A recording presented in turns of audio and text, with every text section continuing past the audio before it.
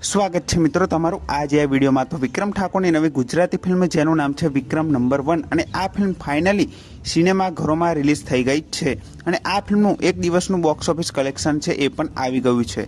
તો આ ફિલ્મે એક દિવસમાં 2 લાખ રૂપિયાની કમાણી કરી લીધી છે। હા મિત્રો, વિક્રમ નંબર 1 ગુજરાતી ફિલ્મે એક દિવસમાં 2 લાખ રૂપિયાની કમાણી કરી લીધી છે અને આ કલેક્શન ખાલી મલ્ટીપ્લેક્સ સિનેમાનું છે, સિંગલ સ્ક્રીન થિયેટરનું નથી। હા મિત્રો, આ કલેક્શન મલ્ટીપ્લેક્સ સિનેમાનું છે, સિંગલ સ્ક્રીન થિયેટરનું નથી।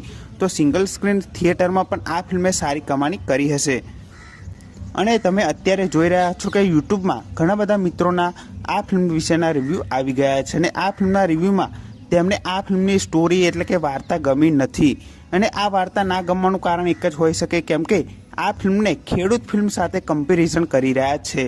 બાકી આ ફિલ્મને કોઈ પણ ફિલ્મ સાથે કમ્પેરિઝન કર્યા વગર જો જોશે ને તો જરૂરથી ગમવાની જ છે કેમ કે આ ફિલ્મ પૂરી ફેમિલી સાથે જોવાય તેવી ફિલ્મ છે। તો મારું તો એટલું જ કહેવું છે કે આ ફિલ્મને કોઈ પણ ફિલ્મ સાથે કમ્પેરિઝન ના કરો ને આ ફિલ્મ સારી છે તો જરૂરથી એકવાર જોવા જાજો।